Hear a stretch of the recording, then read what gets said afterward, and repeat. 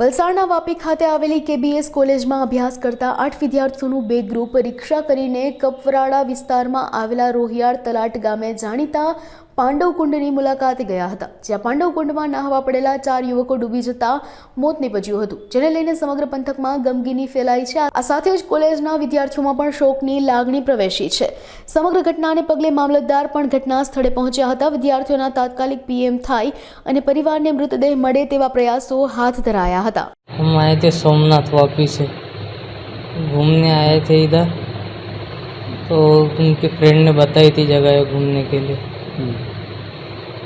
तो पहले 2 जन आए थे नहाने, मैं उनको पानी दिखा रहा था कितना ज़्यादा है इसमें। तो मैं थोड़ा सा आगे गया तो बहुत पानी था, उनको बताया इधर ज़्यादा पानी है।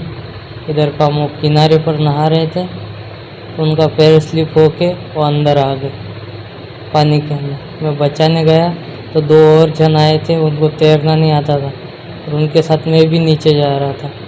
तो मैंने हाथ छोड़ा, ऊपर आया, फिर से कोशिश की उसे ऊपर लाने की चारों को, पर नहीं हो पाया। तो मैं किनारे पर आ गया। बाद में पता नहीं मुझे, मैं बेहोश KBS कॉलेज 9 जन थे। આજ રોજ વાપીથી પ્રવાસે આવેલા 5 ઈસમો પાંડવ કુંડમાં નદીના કોલક નદીના નહાવા જતાં ડૂબી ગયેલ છે।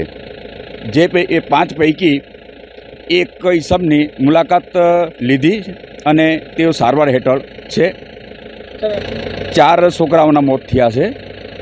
વહીવટી તંત્ર, પોલીસ તંત્ર ખડે પગે છે અને આ ચારેના વારસોની એને જાણ થઈ ગઈ છે અને તેઓ તમામ ચારે મૃતકોના વારસો પોલીસ સ્ટેશનમાં હાજર છે।